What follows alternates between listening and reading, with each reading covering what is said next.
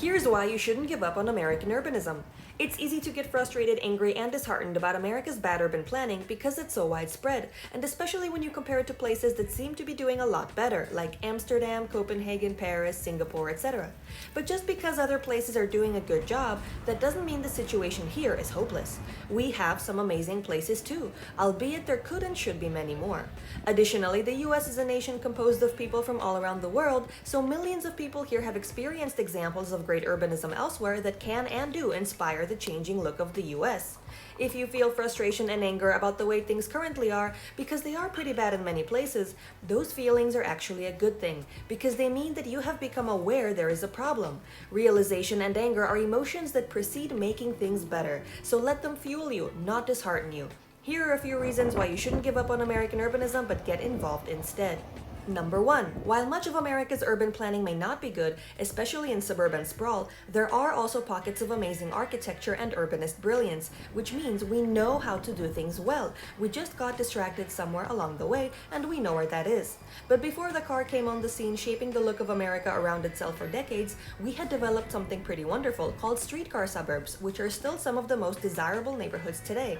These communities that grew around streetcar stops are so great because they retain the composition of cities that people are drawn to while preserving the serenity of suburbs that people treasure. They have a mix of single-family homes and multi-family homes of all sizes that cater to the needs and preferences of a wide variety of people. They have mixed-use development, meaning that cafes, restaurants, and shops are a short walk away from residences or even right below them. They offer public transit options and have lovely public places like parks and squares. People love these neighborhoods because of their unique blend of convenience, charm, interestingness, walkability, and tranquility. The demand for them is there and growing, which means that it makes sense for supply to follow, and I believe it will, especially since remote workers and aging populations are both calling for more walkable environments. Number 2. Many of the solutions to our urban planning problems are actually quite simple. Things sometimes seem hopeless when we look at them at the macro scale, but when we zoom in, the problems look a lot more manageable. A tree is big and imposing, but a seed is small, so we can catalyze change by planting seeds. You want more third places like cafes in your neighborhood? Open a coffee truck and add some chairs and tables. You want a bigger sidewalk? Paint it. New Haven did, and it worked great. You want a car-oriented intersection to become a social space instead? Make it one. Sunnyside Piazza in Portland did, and the neighborhood came alive. You want parked cars to stop taking up all the valuable space? Eliminate parking minimums and start storing cars in parking garages. You want more parks? Take back a chunk of those enormous underutilized golf courses that are everywhere. You want benches? Build them. The Urbanist Society has detailed instructions how to do so on their website.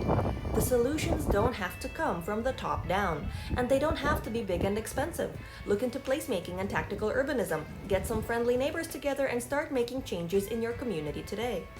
Number 3. There's one main obstacle to urban planning progress, and because it is one, solving it is pretty straightforward.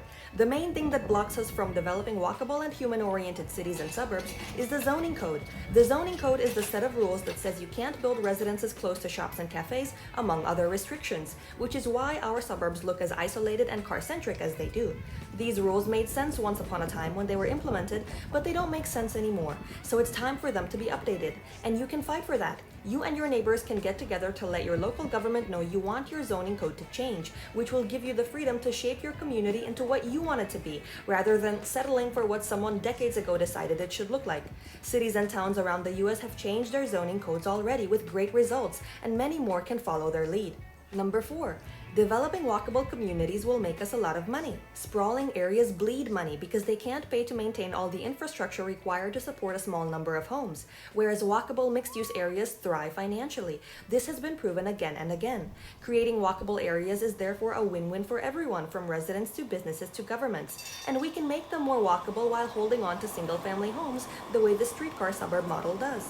The business case for walkable places is so strong that the more people learn about it, the fewer good arguments can be made against it. So don't give up on American urbanism. Yes, we have a lot of room for improvement, but we also have a lot of potential for greatness. America is founded on the determination to pursue a better life, so don't give up on being involved in creating it.